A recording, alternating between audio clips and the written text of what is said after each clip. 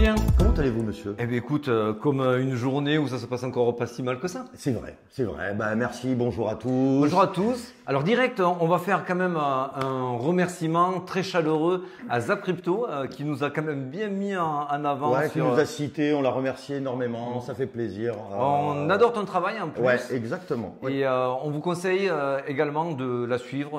Vraiment, c'est le meilleur de l'actualité qui est condensé façon zapping, comme son nom l'indique, Zap Crypto. Et également pour nous, nous oubliez pas, si vous voulez rien rater, on a des dossiers à sortir. Oui. Et comme vous le voyez en plus, les dossiers sont chauds brûlants et, ma foi, pas délirants. Exactement, donc on aime vous lire, on aime voilà, discuter avec vous et vous suivre. Pour le programme de cette semaine, il y aura à ne pas rater à la fin un petit tuto sur les bots OKEX. Super, super. C'est vrai que ça fait très fort aussi un petit peu là-dedans. Ça marche bien, ça marche bien. On va revenir sur les banques, c'est historique ce qui se passe en ce moment. On vit vraiment une époque de dingue. Oui, c'est vrai qu'il y a 2-3 news qui sont vraiment assez croustillantes. Bon, ça peut-être pour les banquiers qui sont pas habitués à couper leur golf. Le week-end. Ah, le week-end, ils ont bossé ce week-end. On reviendra également sur BlackRock, on reviendra sur... on va surtout le discours des taux d'intérêt, le 22 du FOMC, de la Fed. Et une analyse de Bitcoin avec les objectifs à atteindre. Alors, c'est quand même bien vert. Alors, ce qu'on s'est dit tout à l'heure quand même, c'est qu'on voit rarement notre ami Bitcoin aussi bien placé, en tête de liste. Donc là, on a les gros performeurs, c'est CFX, donc c'est Conflu Network.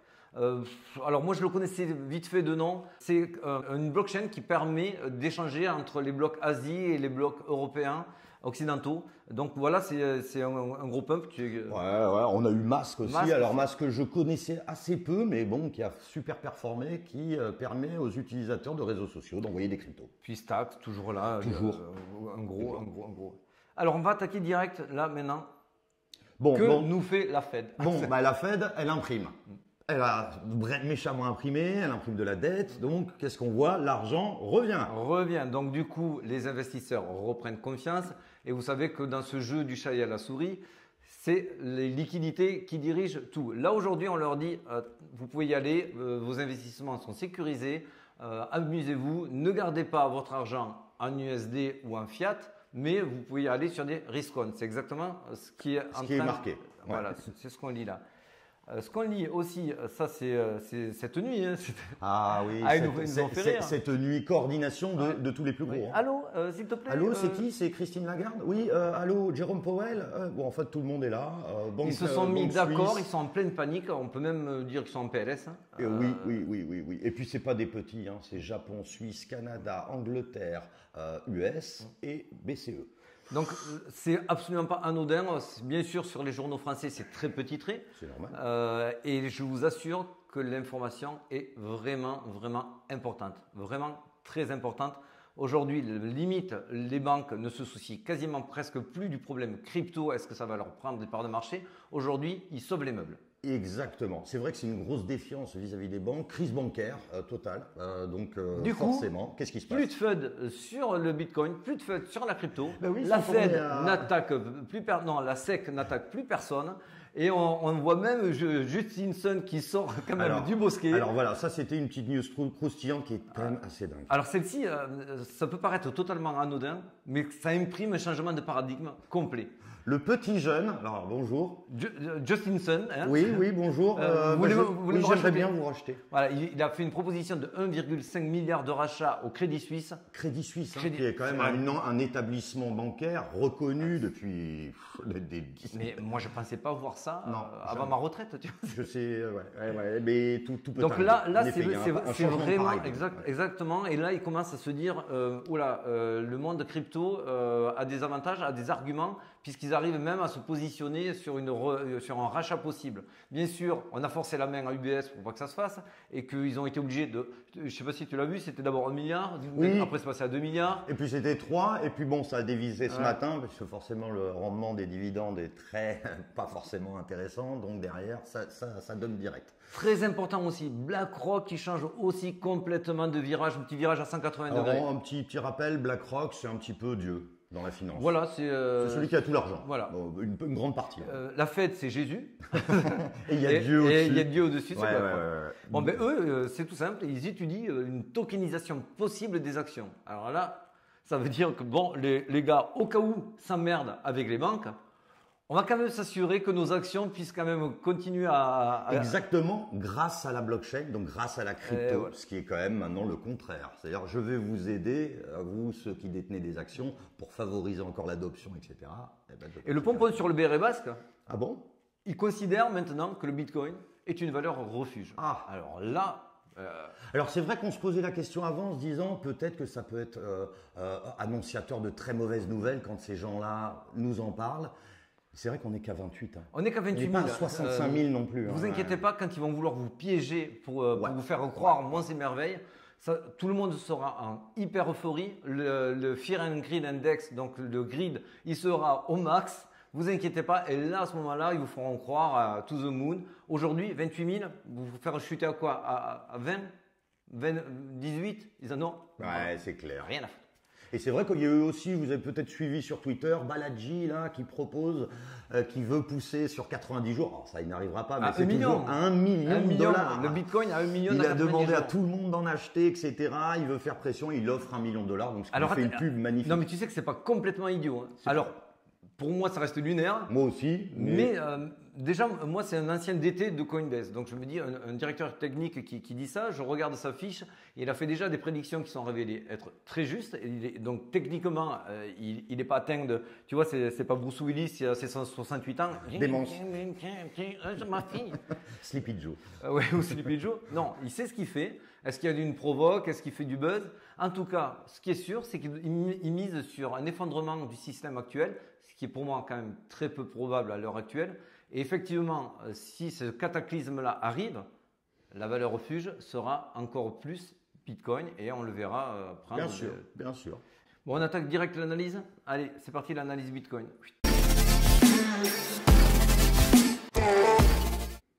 Donc, vous avez publié semaine dernière que le Bitcoin allait taper la résistance, redescendre sur son support pour décoller au-delà des 27 000. Bim, c'est exactement ce qui s'est produit. D'ailleurs aussi sur Twitter, on va faire exceptionnellement, on va commencer par de l'intraday et après on va vous dézoomer. Oui, après on dézoomera. Pour vous montrer une image un petit peu plus élargie. On vous avait publié ça sur Twitter, ce très beau cas d'école, ce bull flag, c'était avant-hier. Effectivement, il y avait un trou à remplir dans la value, ce qui a été fait. On vous avait dit que ça allait retaper le support avant d'exploser. Rechercher un petit peu d'essence. La résistance, exactement. Voilà. On avait même expliqué que ça allait casser le bull flag par le nord, petite résistance à 28,2, possible retest des 22 après avoir hit les 28. Bon, là je vous le mets dans le 1000. C'est monté à 28, même 28,4. C'est venu retester les 27. La résistance qui est devenue support a fait rebondir et on est maintenant encore sur une phase de range avec cette zone aux alentours des 28,2 qui va être plus dur que je pensais à passer. Ouais, voilà, ça c'est une belle zone. Mais ce n'est pas non plus la résistance. Qui est la plus costaud sur Bitcoin. Ce qui est le plus intéressant maintenant, on va dézoomer les objectifs. Bien sûr, vous l'avez compris, on reste haussier. Donc en daily, d'ailleurs là je vais l'enlever, vous voyez c'était vraiment ce qu'on vous avait dit, tac tac, ça casse le canal, on l'enlève.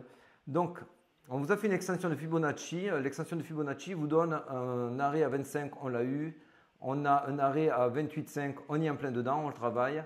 Et le prochain gros arrêt est en 31,900. Ouais, c'est les fameux, la zone des 30. Voilà. Ouais, vraiment. Alors pour simplifier, la zone qu'on a énormément galéré à traverser, à savoir les 25-26 000, on aura la même zone sur les 30-32 000. Ça sera très dur à batailler. Donc il y aura des va-et-vient. Des va-et-vient incessants. Exactement. Donc n'ayez pas peur, ne vous exposez pas trop pour ne pas vous faire taper les SL et tout se passera super bien. On s'était quitté aussi semaine dernière en vous expliquant que pour nous, la résolution du Wyckoff accumulation était vraiment très très proche et qu'on allait vraiment sortir vers le haut très vite. Le SOS. C'est effectivement ce qui s'est passé. C'est ce qui nous a maintenu dans notre conviction de se situer soit ici, au niveau du piège baissier, on l'aurait passé, il aurait été à 25 000, le piège baissier en descendant à 19,5 pour remonter et avoir ce fameux bull run. Bull run avec ou sans ATH, c'est trop tôt pour vous le dire. Oui, on peut dire rallye. Alors, suis ravi. Il peut y avoir un piège baissier plus important aux alentours des 32 000. C'est pour ça que soit on est ici, mais pour nous, on est dans cette zone-là. On est dans cette zone-là. On pense, bien sûr. On est en bas. Alors, une question qui revenait très, très fréquemment, pourquoi les altcoins ne pumpent pas en ce moment? C'est vrai qu'on en avait parlé. Moi, ce que je te disais, c'est en fin de compte, c'est normal. Le premier argent qui arrive sur ce type de marché, c'est le Bitcoin. Alors, les altcoins ne montent pas, c'est tout simple, parce qu'en fait, ce tableau-là a quasiment tout le temps raison.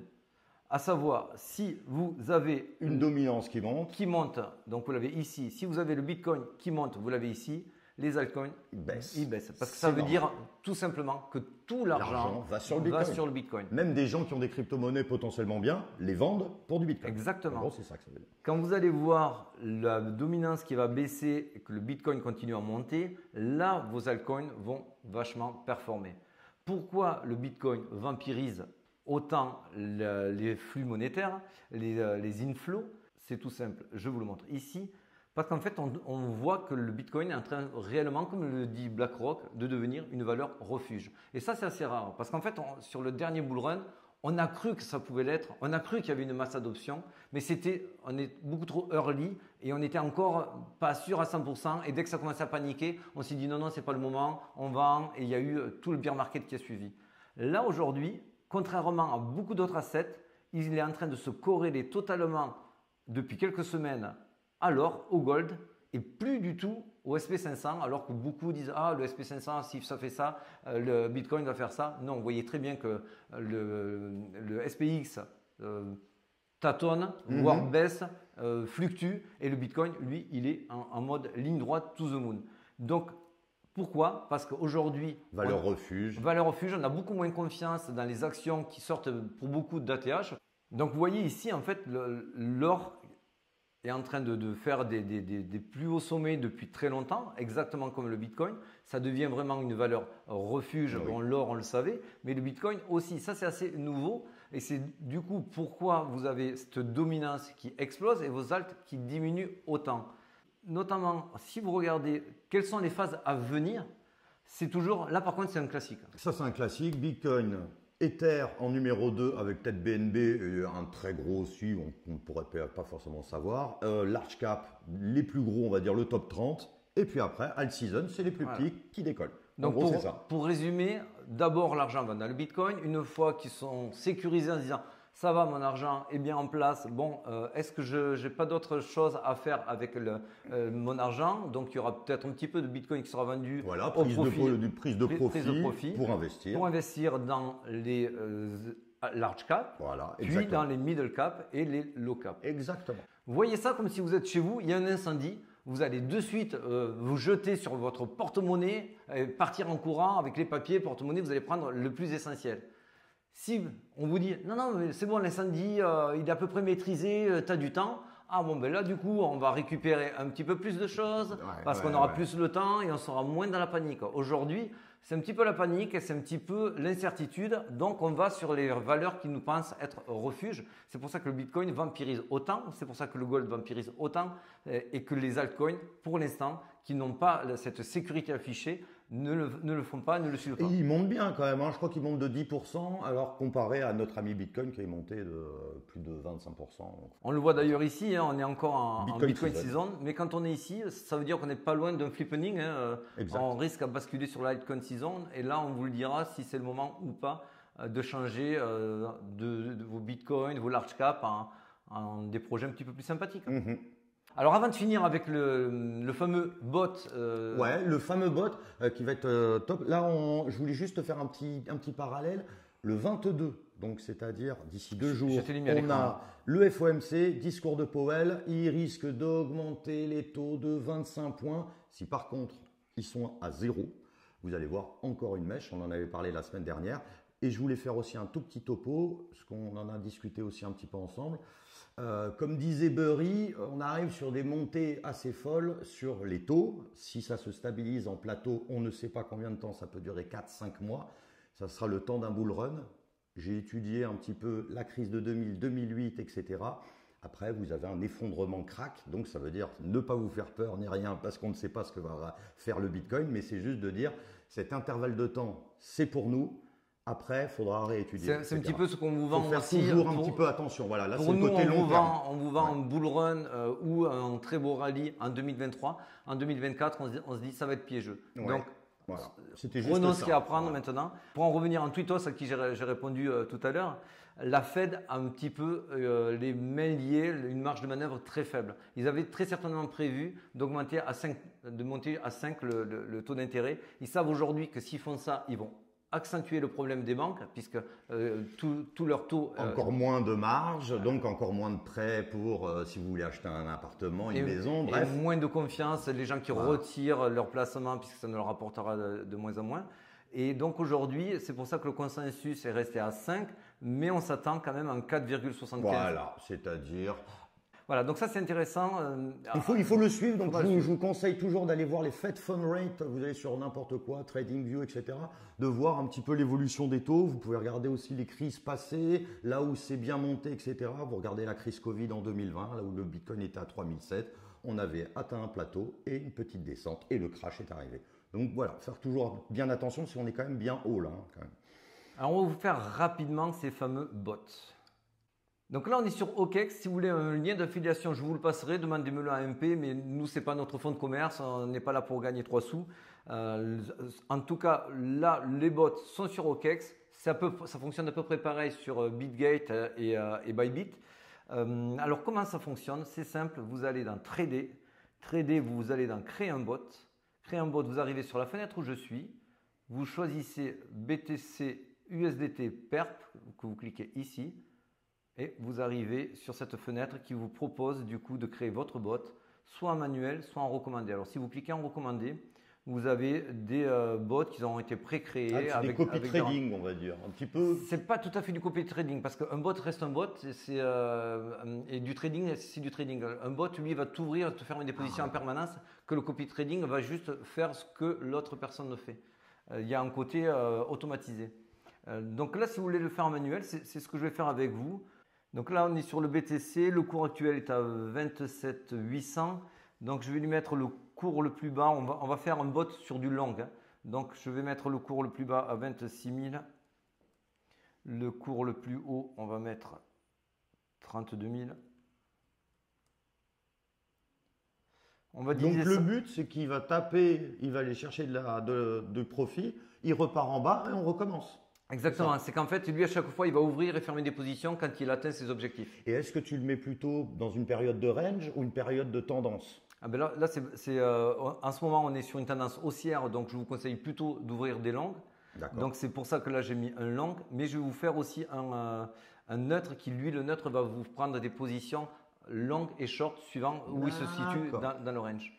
Donc là, on divise en grilles, c'est le nombre de 12 grilles, c'est le nombre en fait de positions qu'il va prendre entre 26 000 et 32 000. Il va diviser l'écart type par 12 et à chaque fois, il va prendre une position. Dès qu'il atteint et qu'il tape cette position, il la ferme, il la clôt et il la réouvre. Ce qui fait que si vous faites des yo-yo, à chaque fois, il encaisse.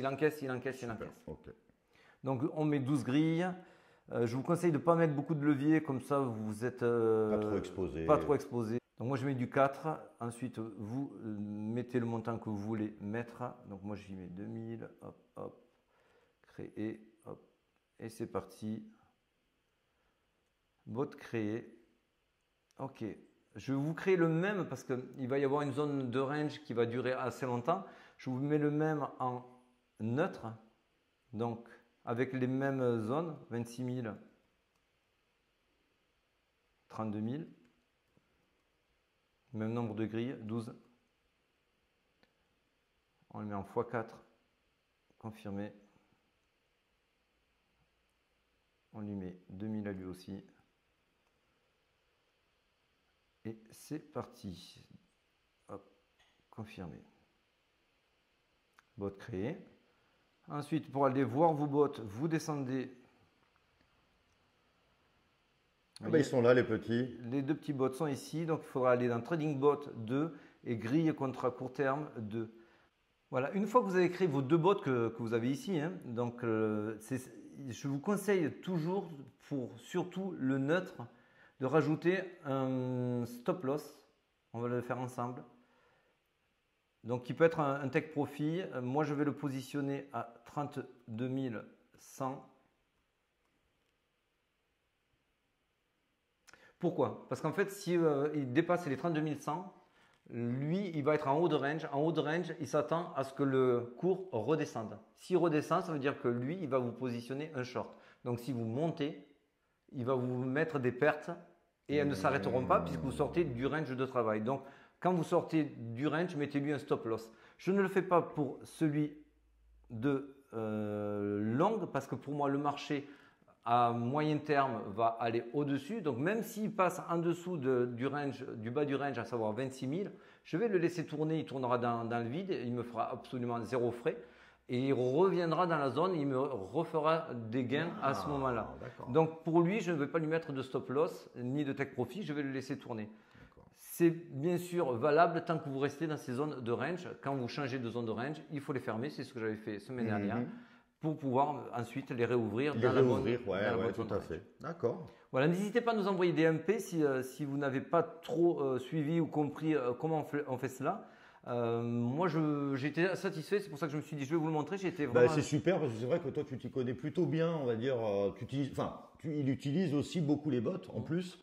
Et c'est vrai que c'est aussi… ils m'ont fait 15% par mois chacun. C'est vrai que quand c'est des mouvements relativement sinusoïdaux, etc., tout le temps, c'est sûr qu'un bot, lui, il est tout le temps, il est 24 sur 24, il regarde tout le temps, il prend des positions, etc. C'est vrai que c'est top. Quand on maîtrise bien ça, c'est génial. Si vous avez aimé, faites-nous le savoir. Ce sera avec plaisir. Merci beaucoup, les amis. Tu vas me faire un petit bot ou pas? Je vais me faire un bot. Non, c'est vrai. Merci Allez, bonne journée. À vendredi. Allez, ciao.